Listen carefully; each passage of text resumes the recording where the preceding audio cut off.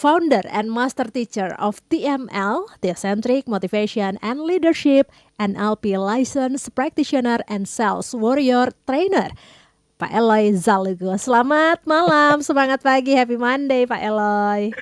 Yes, Mbak Maria Delsa, happy Monday, selamat malam dan good morning, pagi, tetap semangat Mbak Maria, siap. Tetap semangat. Malam hari ini kita masih terus akan menginspirasi Anda dengan topik-topik yang tentunya relate begitu ya dengan keseharian Anda dan pastinya memberi Anda semangat untuk berkegiatan di seminggu ke depan kemudian. Dan malam hari ini kita lanjut The Neuroscience of Habits. Malam ini kita membahas mengenai reward and treat. Nah, kalau ini kita ngomongin soal kepuasan begitu ya Pak Eloy. Kenapa sih kadang-kadang tuh kita ngerasa happy, tapi terus tiba-tiba biasa aja, happy-nya udah hilang sekejap gitu. Nah, tapi sebelum dijawab Pak Eloy, kita juga pengen tahu, kepo nih, seminggu kemarin Pak Eloy kegiatannya apa aja sih? Mungkin boleh di-sharing dulu sebelum kita mulai. Iya, minggu lalu dan minggu sebelumnya kan full banget ya Mbak Maria. Itu sempat 6 hari berturut-turut non-stop ya. Dan demikianlah kehidupan para trainer dan para penulis dan coach consultant.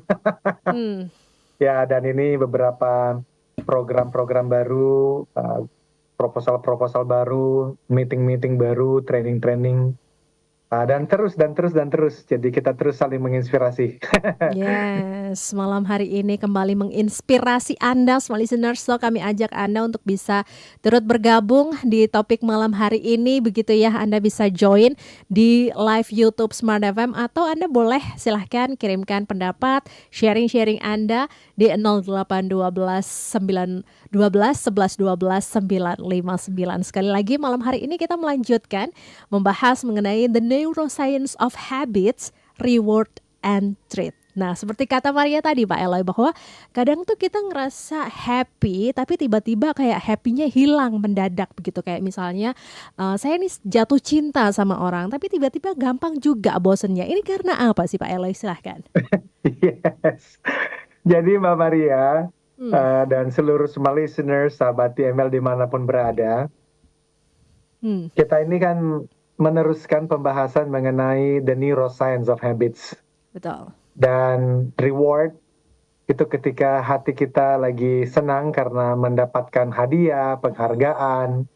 Tetapi juga ada threat tadi itu, ketika kita menghadapi ancaman dan hati kita jadi mungkin terluka dan tidak happy. Dan itu kenapa saya sendiri ketika mempersiapkan semua ini penasaran nih ya, karena itu kan keseharian kita banget ya Mbak Maria. Betul. Tadi di media sosial saya kan juga saya update, saya bilang kenapa ya kita tuh mendapatkan kenaikan gaji, tetapi yes of course sebulan 2 bulan kita happy, apalagi di minggu pertama kita mendapatkan kenaikan gaji itu kan kita bisa ajakin keluarga, teman-teman makan-makan. Betul. Tetapi bertahan sebulan 2 bulan kemudian kita hilang loh rasa syukurnya itu. Dan kita mulai berharap untuk mendapatkan gaji yang lebih tinggi lagi. Di satu sisi ya itu bagus banget. Tetapi di sisi lain kalau tidak hati-hati dan tidak dikelola dengan baik, kita kan akhirnya menjadi orang-orang yang lelah sampai tua dan sampai ujung. Dan ternyata kita nggak mengalami, apakah itu dikatakan sebagai fulfillment, dikatakan sebagai sukacita yang sejati. Nah itulah malam ini kita membahas mengenai ilmu neuroscience yang mengatakan bahwa otak manusia itu Mbak tidak memperlakukan rangsangan positif, reward, hadiah, penghargaan dan rangsangan negatif, ancaman, threat secara sama atau setara. Ternyata beda. Nanti kita lihat.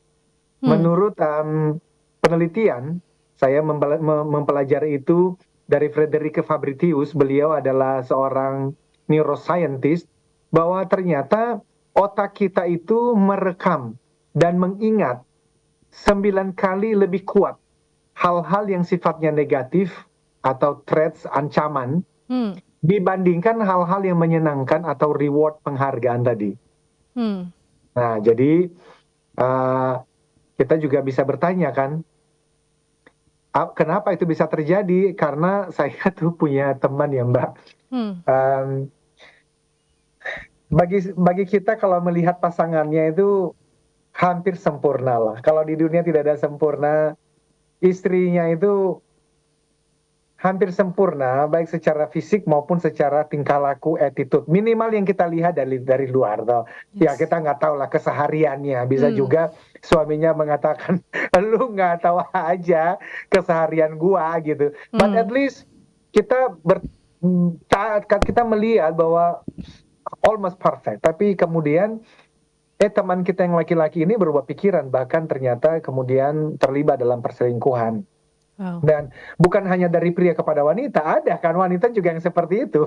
Kalau kita melihat, waduh itu suaminya kok baik banget, secara karir bagus, sayang Tuhan juga, ternyata istrinya pergi dengan yang lain. Which we don't know apa yang terjadi kesehariannya. Tetapi apa yang kita pelajarin malam ini, di mana nanti kita bicara mengenai salah satu bagian otak yang disebut amigdala itu, basal ganglia, itu ternyata berperan di dalam semua kejadian ini. Sehingga bisa disimpulkan untuk sementara bahwa kita itu seperti mengalami kecanduan narkoba, kira-kira begitu, Mbak Maria. Bahwa kita membutuhkan lebih banyak hal, kita membutuhkan lebih banyak zat yang sama untuk mendapatkan level kebahagiaan yang sama pula.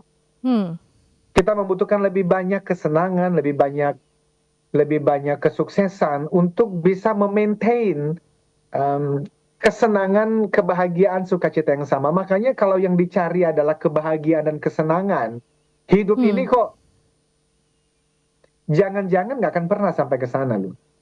Oke. Kecuali memang kita ya coba belajar untuk memahami apa yang kita bahas malam ini. Dan berjuang untuk mempraktekannya, karena seperti yang biasa saya disclaimer dari awal, bukan berarti saya sudah lulus ini, justru saya mempelajari semua ini karena saya butuh. Juga kita bisa melihat apa yang kalau kita membaca di buku-buku berbagai media gitu ya, kita ikutin di YouTube, podcast, ada orang-orang yang bisa mendapatkan uang yang banyak ya Mbak. Misalnya katakan, bercita-cita mendapatkan 100 juta, mendapatkan 1 miliar, mendapatkan 1 triliun. Lalu kemudian gaya hidupnya berubah juga kan, pindah ke lingkungan perumahan yang baru. Nah, di sana rumahnya keren banget, di dalam rumahnya ada liftnya, ada kolam renangnya, dan bahkan ada gymnya. Dan ada mobil mewah di garasi, anak-anak bisa disekolahkan sampai di Amerika di sekolah yang ternama itu. Tapi suatu hari rekan kita ini sadar bahwa sebagian besar tetangganya melakukan hal yang sama semuanya. Beberapa dari mereka bahkan 10 kali lebih kaya dari dia. Nah, di situ kemudian apa yang terjadi?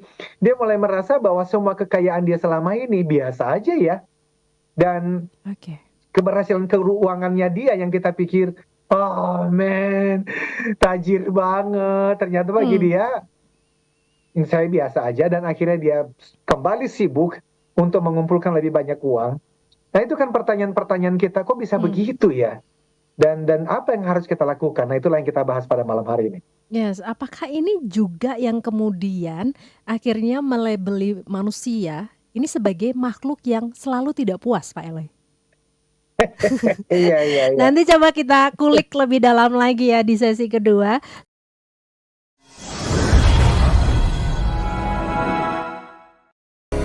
Apakah menjadi trainer, motivator, coach, dan konsultan merupakan impian terdalam yang ingin Anda wujudkan?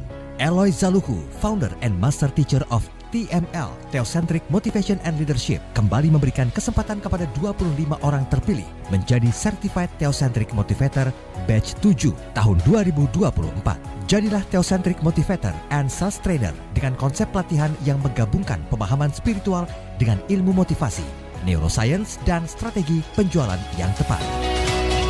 dilaksanakan Jumat dan Sabtu 20 sampai 21 September dan 27 sampai 28 September 2024. Dapatkan potongan hingga 50% dari investasi normal.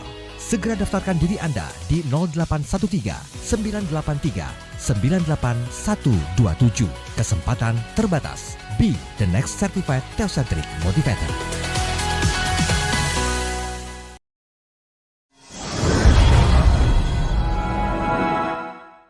News and Inspiration, selamat malam untuk Anda yang baru saja tune in bersama kami di malam hari ini.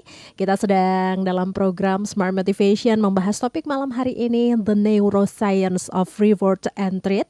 Anda boleh bergabung bersama kami, menyaksikan langsung di YouTube Smart FM, ataupun Anda bisa join ya dengan kami, kirimkan pertanyaan atau sharing-sharing Anda di 0812 11 12 959. Kalau tadi Maria garis bawahi, Pak Eloy mengatakan bahwa otak ini merekam 9 kali lebih banyak hal negatif daripada penghargaan, dan banyak sekali orang-orang ini merasa tidak puas ketika mencapai sesuatu. Apakah ini yang kemudian melabeli manusia ini sebagai makhluk yang tidak puas, Pak Eloy? Mungkin kita bedah satu persatu begitu ya. Kenapa dan bagaimana caranya harusnya kita mengatasi? Silahkan. Thank you. Ya, jadi Mbak Maria, reward state dan threat state tadi itu kemudian yang menjadi fokus kita. Dan saya mau sampaikan sejak awal bahwa sekalipun tadi terkesan bahwa kalau begitu yang namanya penghargaan ya itu nggak usah dicari, kita nggak usah memikirkan, ya nggak begitu juga, karena justru ujung dari pembahasan ini, kalau nanti nggak selesai hari ini, minggu depan kita lanjutkan, justru adalah bagaimana supaya kita bisa meningkatkan reward state itu. Khususnya kalau kita adalah seorang pimpinan di kantor, sebagai seorang manager, apalagi sebagai seorang direktur, sebagai seorang owner, dan juga kita sebagai guru-guru di sekolah, kita sebagai papa dan mama untuk anak-anak di rumah. Ini cara kerja otak yang kita pelajarin, dan ini penting oleh karena ketika kita atau anggota tim kita atau siswa-siswi di sekolah berada pada reward state, itu yang terjadi adalah dampak positifnya seperti yang kita bahas minggu lalu, prefrontal cortex-nya itu akan sangat aktif bekerja. Orang-orang dalam suasana hati yang baik akan tampil lebih baik kan ya, bekerja lebih baik, belajar lebih tekun, memberikan hasil kinerja yang lebih baik. Walaupun demikian, ya tadi reward state itu nggak bertahan lama. Nah, sementara di dalam threat state yang terjadi prefrontal cortex yang digunakan untuk menganalisa, berencana, membuat strategi, mendapatkan masa depan yang lebih baik. Ketika di tengah ancaman justru goes off, dia tidak bekerja dengan baik. Karena dalam situasi ancaman, mekanisme otak kita kan fight and flight. Kita melawan atau kita melarikan diri. Nah, dalam situasi berbahaya atau mengancam, kan kita tidak memikirkan 10 solusi berbeda, ya, kreativitas untuk misalnya mencapai target penjualan. Yang terjadi adalah kita hanya memutuskan, kita akan melarikan diri, berarti quit, kita akan keluar dari perusahaan itu, atau ketika kita dimarahin oleh anggota tim kita, atau atasan kita, atau customer kita akan melawan. So, pusatnya malam ini sebenarnya kan berbicara mengenai otak, dan yang menarik dari otak ini, Mbak Maria, bahwa otak tidak memahami perbedaan antara imajinasi atau yang real terjadi. For the brain, it doesn't matter if there is really a bad situation or not. It's enough that you perceive it as a bad situation. Artinya, otak manusia itu tidak bisa membedakan apakah situasi buruk yang sedang diimajinasikan itu benar-benar terjadi atau hanya dalam imajinasinya. apapun yang diimajinasikan, selama dia menganggapnya sebagai situasi buruk, maka otak ini kemudian akan bereaksi fight or flight tadi, menghindar atau kemudian melawan. Jadi beberapa orang menciptakan ancaman mereka sendiri juga, Mbak Maria, dan ya itulah cara kerja otak. Seperti ada orang yang memiliki lingkungan yang baik, keluarga yang bahagia, pekerjaannya, bisnisnya sukses, semuanya baik-baik saja, tetapi mereka selalu tidak bahagia karena mereka selalu berpikir negatif tentang berbagai hal. Kan kita bisa membaca itu dari berbagai macam media, teman-teman kita mungkin ada yang mengalaminya, atau kita sendiri di kondisi kehidupan kita yang, waduh, mungkin 50% orang di dunia kali mengharap berada di posisi kita saat ini, tetapi kenapa ya kita merasa miserable? Nah tadi, karena otak itu bekerjanya memang tidak bisa membedakan mana yang imajinasi dan mana yang betul-betul terjadi. Dan ada satu quote yang juga saya suka sekali ya, kalimatnya begini, hanya ada dua cara untuk merasakan baik atau buruk dalam hidup. There is only two ways to feel good or bad in life. Bagaimana caranya? Dengan mengingat-ingat sesuatu yang baik atau mengingat-ingat sesuatu yang buruk yang pernah terjadi di masa lalu. Atau membayangkan, mengimajinasikan sesuatu yang baik atau yang buruk yang bisa terjadi di menit berikutnya, di hari berikutnya, di minggu dan bulan dan tahun berikutnya. Karena itu di dalam neuroscience ini kan kita berbicara bahwa ketika kita mengingat-ingat kejadian buruk di masa lalu, entah kita dikecewakan, entah kita pernah gagal, entah penyakit yang pernah kita derita, entah penderitaan yang pernah kita rasakan, itu sudah terjadi 10 tahun yang lalu. Tetapi dengan mengingat-ingat itu saja, dan kita memberikan label itu adalah penderitaan, maka kita bisa merasakan dampaknya sampai hari ini. Tetapi ketika kita mengimajinasikan masa depan, termasuk reward tadi, atau ancaman tadi, walaupun dia belum terjadi, tubuh kita bisa merasakannya seperti sesuatu yang real. Dan kita sudah berbicara mengenai neuroscience ini, neuron adalah kan saraf ya. Jadi ini neuroscience, ilmu yang mempelajari cara kerja otak, pembentukan saraf-saraf. Jadi kalau teman-teman smart listeners banyak mengimajinasikan hal-hal yang buruk di masa yang akan datang, itu kan threat state, itu ancaman yang akan datang. Maka apa yang dialami hari ini itu adalah state negatif. State itu artinya adalah kondisi perasaan kita, kondisi pikiran kita, dan bahkan kondisi tubuh fisik kita saat ini. Jadi kalau mengimajinasikan hal-hal yang buruk yang akan datang, itulah threat state. Itu berarti mengimajinasikan kesulitan, kegagalan di besok hari, minggu depan, bulan depan. Maka state yang terjadi hari ini adalah negatif. Tapi ketika mengimajinasikan, memvisualisasikan bahwa hari esok, minggu depan, bulan depan, semua akan lebih baik dari sekarang, maka state-nya sekarang reward state namanya, walaupun belum terjadi. Saraf-sarafnya kemudian mulai muncul. Nah, jadi kita sedang membahas lebih ditarik ke arah cara kerja otak, mengimajinasikan masa depan dan mengingat-ingat masa lalu. Be very careful dengan apa yang diingat dan apa yang diimajinasikan. Karena kalau yang buruk itu memberikan kita pada threat state, itu adalah ancaman, itu adalah kesulitan. Jadi kita lebih baik mengingat hal-hal yang baik dan mengimajinasikan hal-hal yang baik pula. Demikian Mbak Maria. Apa ini bisa disebut dengan afirmasi positif, Pak Eloy? Ya, afirmasi positif, tetapi malam ini lebih dalam daripada itu ya, karena ada bagian-bagian otak nanti yang kita lihat bagaimana cara kerja otak itu. Misalnya ya, saya belajar dari orang bernama Kim Rule PhD. Beliau ini adalah Associate in Conference Global Network. Ini adalah satu perusahaan yang sangat terkenal, dan Rule PhD ini memiliki pengalaman lebih dari 30 tahun di bidang pengembangan sumber daya manusia dan pengembangan organisasi. Dia menjelaskan bahwa otak ada, jadi otak kita ini didesain oleh Sang Pencipta itu untuk kelangsungan hidup kita, Mbak Maria. Ya kan? Jadi otak ini terus menerus ya memperhatikan, scanning lingkungan untuk mengidentifikasi dan merespon ancaman atau justru peluang. Mencari cara untuk meminimalkan ancaman dan memaksimalkan imbalan. Itulah cara kerja otak kita. Nah, memahami bagaimana jaringan, ya toh, ancaman dan imbalan di otak mengarahkan kita untuk bergerak menuju beberapa hal dan menjauhi hal-hal lain.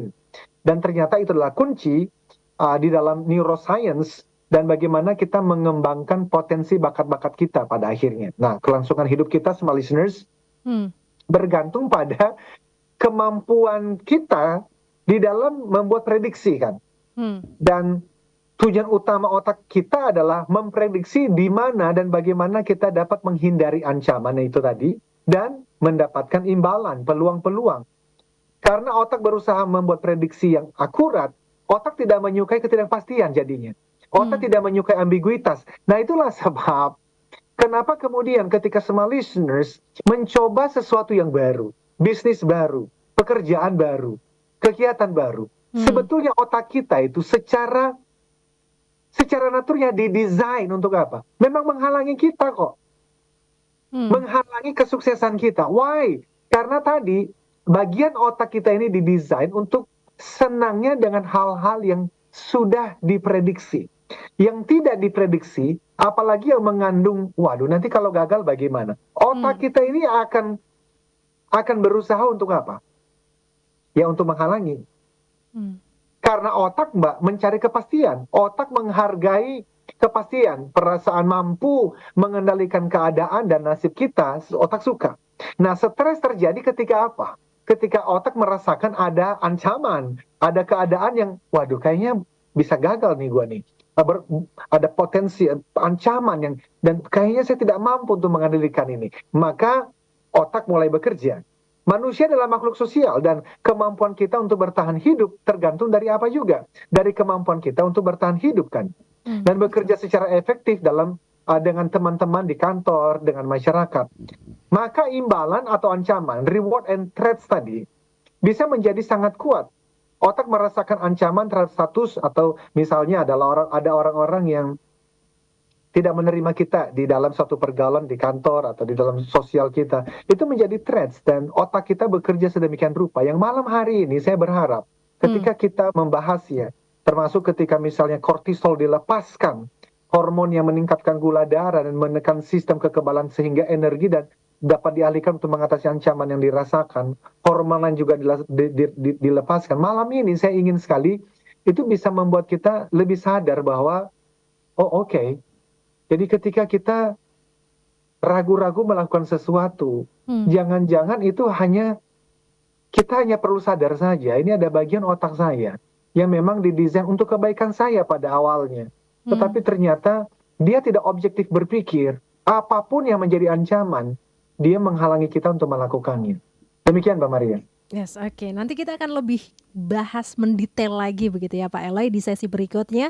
So, tetaplah bersama kami dalam Smart Motivation.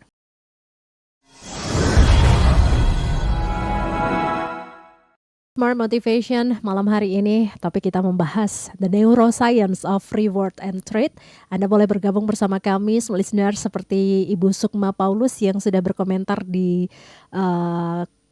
live chat YouTube Smart FM ya. Selamat malam Ibu Sukma. Baru kemarin baca bab cara otak bekerja di buku Pak Eloy TML. Baik, terima kasih Ibu Sukma sudah membaca buku dari Pak Eloy ya, cara otak bekerja begitu.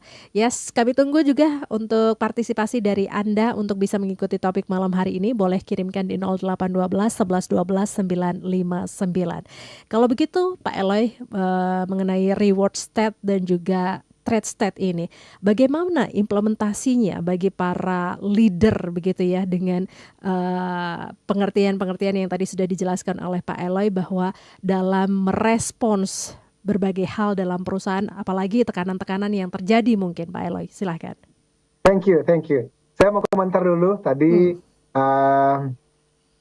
Brother Paulus sebetulnya itu, jadi namanya Sukma Paulus, dipanggilnya Paulus. Thank you brother sudah bergabung. Dan terima kasih juga sudah membaca buku TML khususnya di bagian cara kerja otak. Baik, jadi Mbak Maria, kalau kita simpulkan ada dua cara kerja otak khususnya dalam bahasan ini ya, yaitu bicara mengenai reward dan bicara mengenai threat. Nah, apa itu reward state? Kalau disimpulkan dari yang sudah kita bahas tadi, itu adalah ketika Anda, teman-teman, dalam keadaan suasana bahagia dan berdaya, misalnya sedang bersama dengan seseorang yang Anda sukain, atau sekedar Anda sedang menikmati makanan kesukaan Anda, atau mengalami sebuah kejadian yang menyenangkan. Anda berada di reward state namanya. Sekali lagi, state di dalam ilmu neuroscience dan banyak diajarkan di NLP, itu berbicara mengenai kondisi pikiran, kondisi perasaan, kondisi fisik kita. Kalau kondisi fisik saya lagi begini cara duduknya, ini pasti bukan reward state. Ini state yang negatif. Lalu ketika saya dalam posisi takut, itu adalah tadi threat state. Nah, teman-teman, bagian otak kita yang berhubungan dengan si reward states tadi, itu ada di nucleus accumbens namanya. Ini ditemukan di area otak yang disebut juga basal ganglia, basal forebrain, dan seterusnya saya tidak bahas detailnya. Nah, kemudian contoh ketika seseorang mengapresiasi hasil kerja Anda, misalnya, wah kerjamu bagus ya, ini menciptakan atau meningkatkan reward state Anda. Hal itu sama dengan ketika menggunakan, di awal tadi saya sampaikan, narkoba, reaksinya sama juga. Bagian otak itu juga yang kemudian bergerak.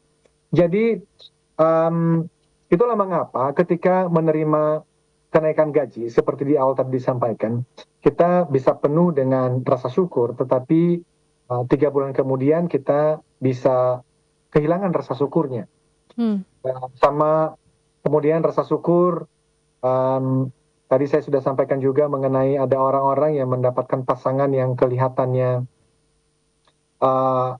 hampir sempurna, tetapi kemudian hilang perasaan syukurnya.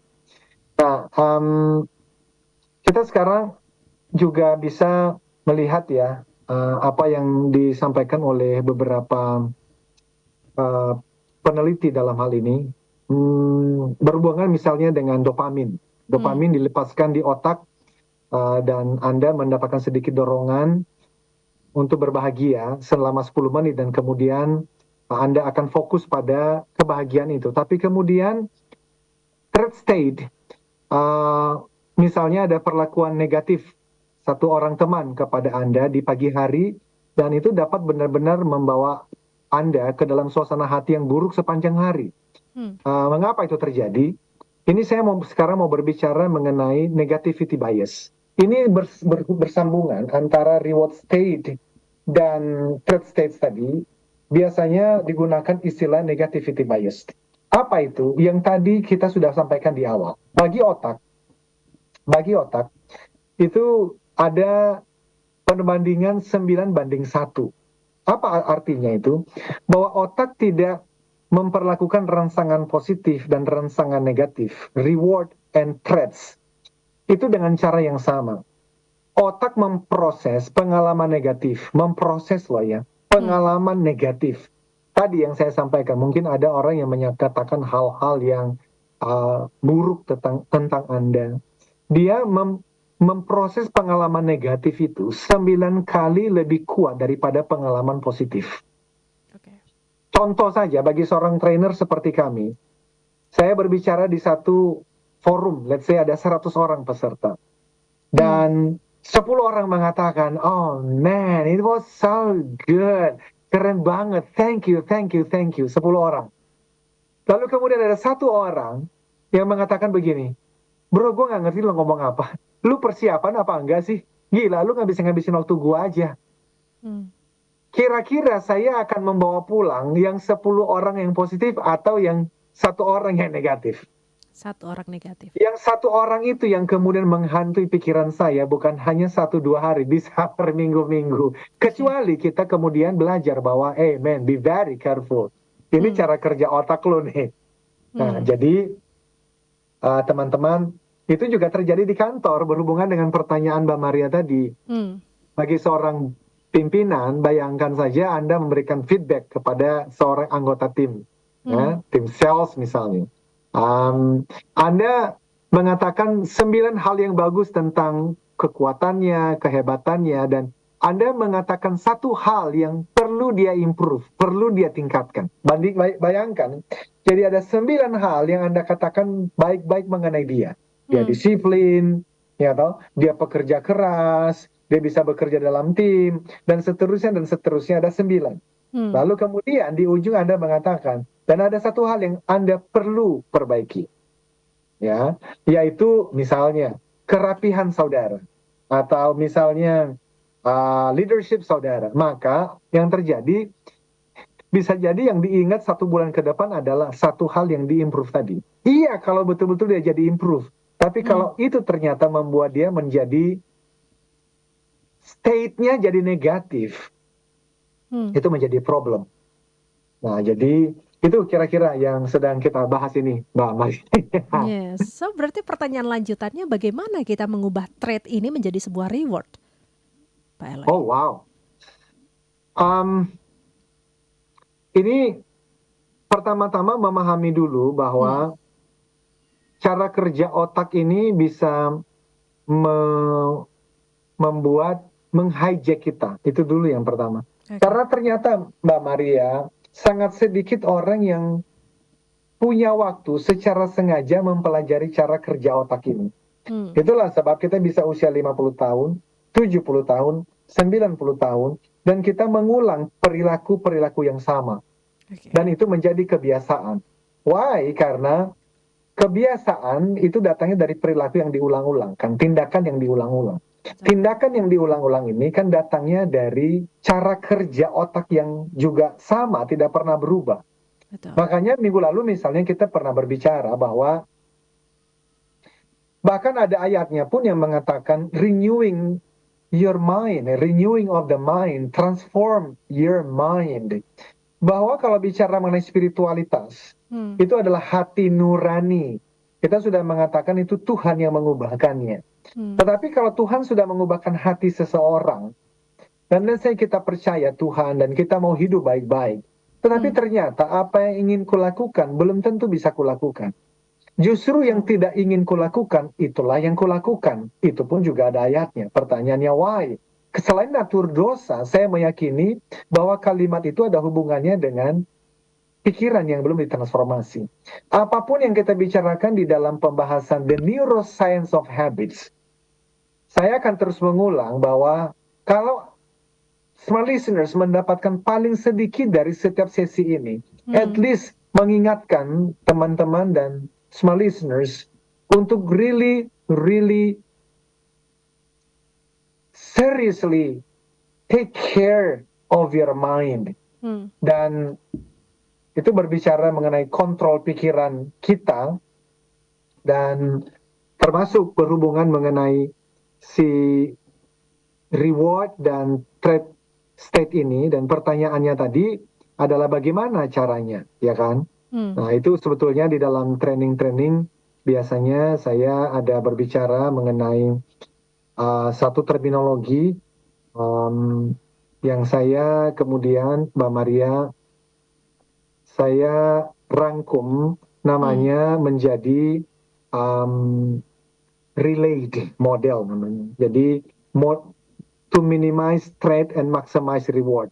Bagaimana kita meminimalkan threats tadi, ancaman atau state negatif menjadi positif, menjadi reward di rumah kita, di tim kita, itu menggunakan yang namanya, saya menyebutnya relate model.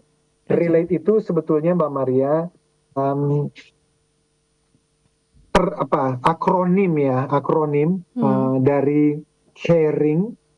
Jadi saya paksain tuh, jadi R-nya dari kata caring saya ambil R-nya, Lalu kemudian relate I, ada E, saya ambil dari kata energy, dan kemudian L, itu dari kata friendly, L-nya saya ambil, lalu kemudian A, autonomy, lalu kemudian safety, dari T, relate T, safety, dan kemudian fairness, E-nya saya ambil. Jadi caring, energy, friendly, autonomy, safety, dan fairness.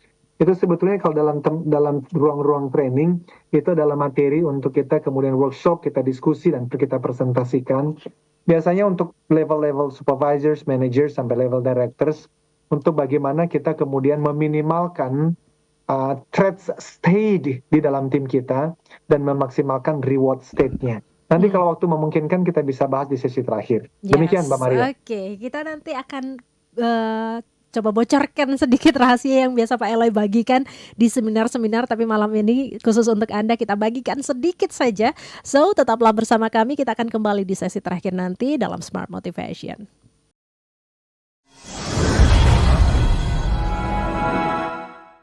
Inspiration sesi terakhir dalam Smart Motivation. Maria akan bacakan dulu respons yang sudah masuk di 0812 11 12 959. Selamat malam untuk Bapak Erianto yang ada di kota Surabaya. Selamat malam Pak Eloy. Ancaman sering dikaitkan dengan sistem hormonal stres, tekanan dan sebagainya. Inilah kita sebagai tim harus bisa merespons semuanya dengan kecerdasan emosi yang baik. Ya, mungkin boleh direspon terlebih dahulu dari Bapak Erianto di Surabaya, silakan Pak Eloy. Oh ya, dan betul sekali. Respon itu kemudian ada hubungannya dengan pemberian makna. Kan begini, bagi otak itu segala kejadian adalah netral adanya. Seluruh situasi, seluruh kejadian adanya netral. Kemudian cara kita memaknai kejadian itu yang kemudian menentukan respon kita. Dan respon kita kemudian menentukan tindakan kita. Dan tindakan kita kemudian menentukan hasil-hasilnya. Di sesi-sesi sebelumnya, saya sering menggunakan ilustrasi mengenai si Mawar dan si Melati kan. Yang dua-duanya punya suami yang biasanya tiba di rumah jam 8 malam. Tetapi kali ini suaminya Mawar dan suaminya Melati tiba di rumah sampai jam 11 malam, sampai jam 11 malam belum tiba di rumah.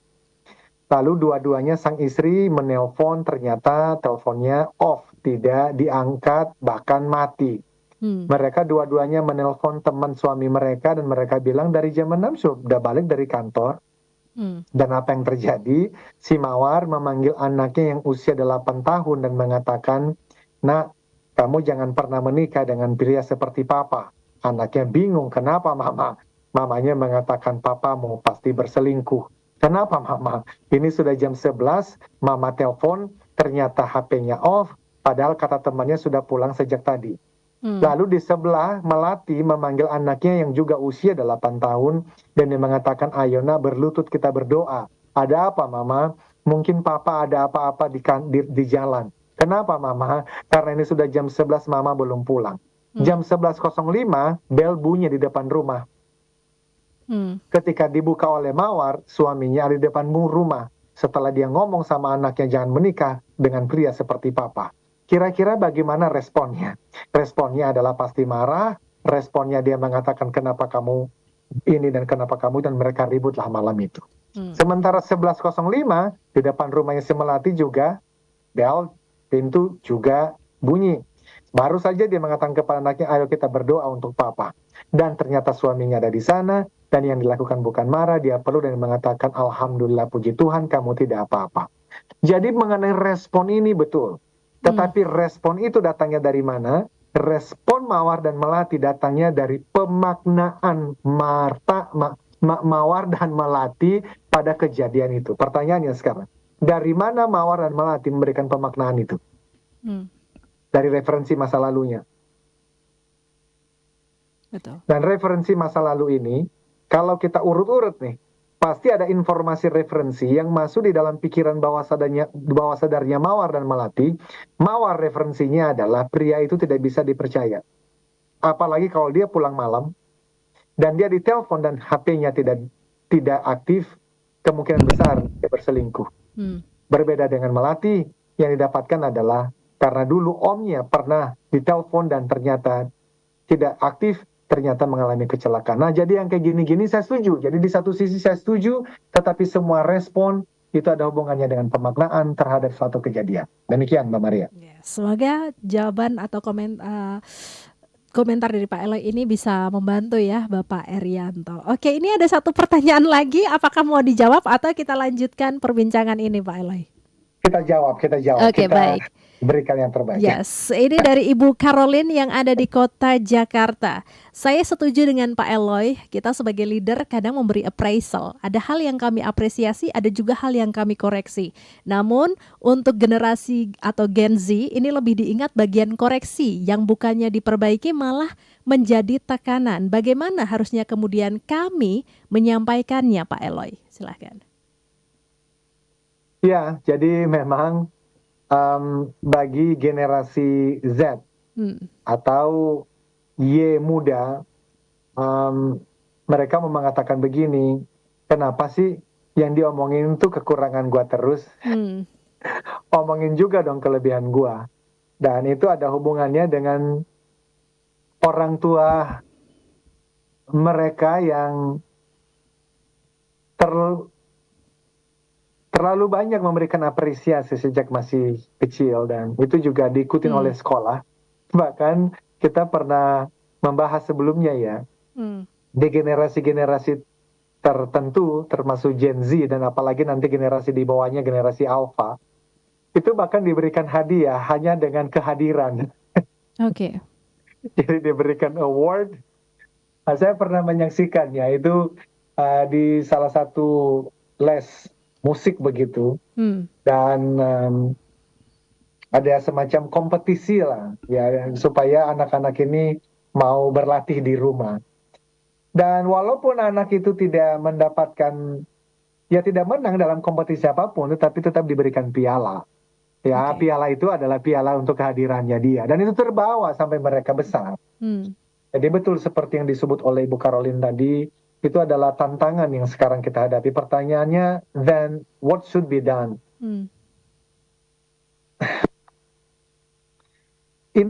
Ini di satu sisi, yes ya, kita mengerti bahwa mereka datang dari pengajaran seperti itu. Tetapi saya juga mau mengingatkan apa yang disampaikan oleh Simon Sinek mengenai generasi Z ini khususnya. Yaitu ini adalah generasi-generasi yang perlu dilatih juga mengenai the real fact, fakta kehidupan begitu ya. Dan bahkan salah satunya, they avoid difficult conversation. Dan inilah peran yang harus dijalankan oleh para manajer, para direktur sebetulnya.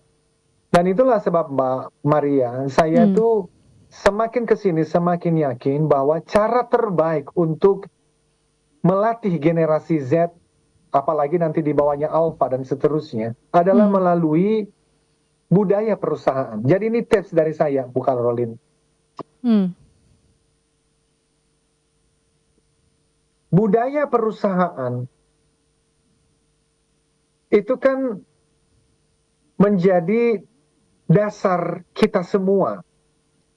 Sehingga waktu kita memberikan masukan, input, insight kepada anggota tim, mereka tahu bahwa ini bukan personal opinion kita semata, tetapi ini adalah our values.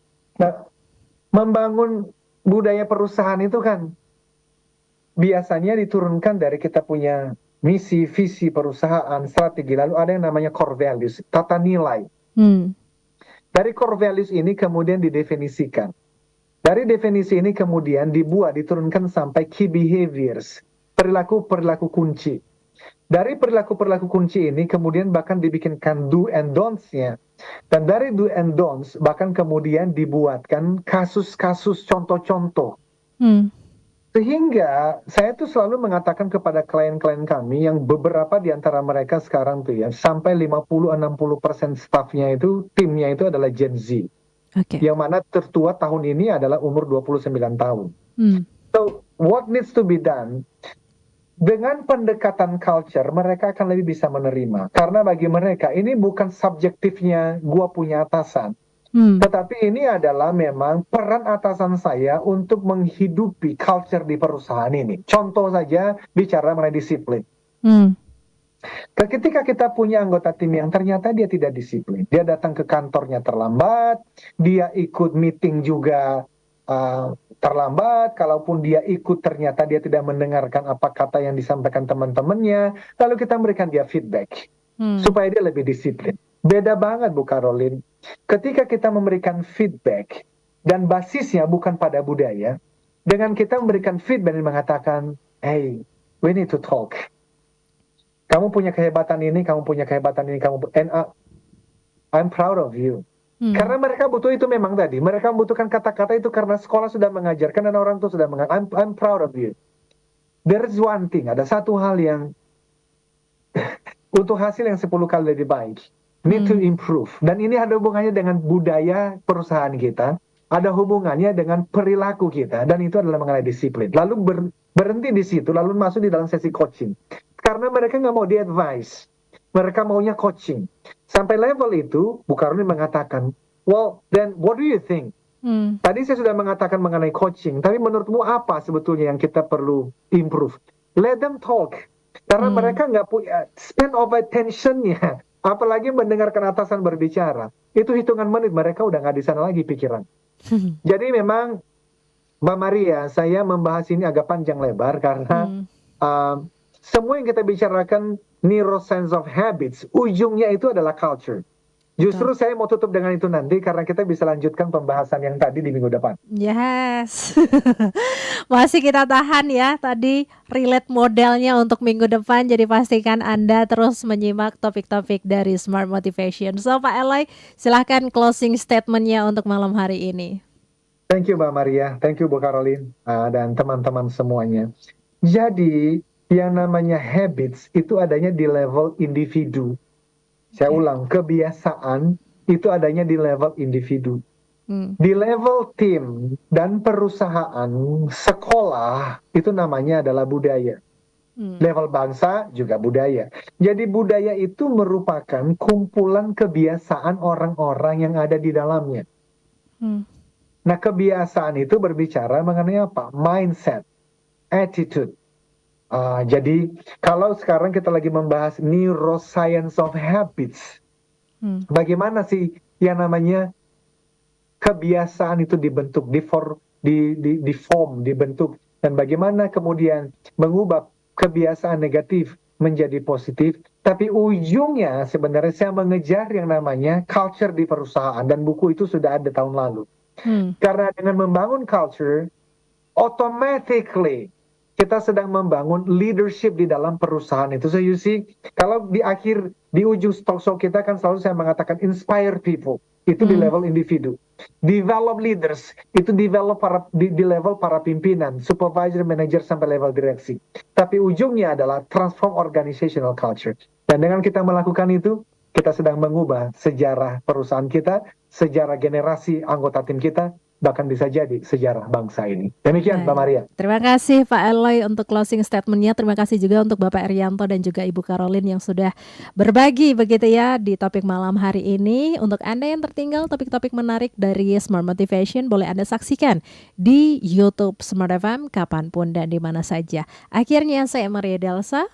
Saya Eloy Zaluku. We inspire people, develop leaders, and transform organizational culture. Sampai jumpa.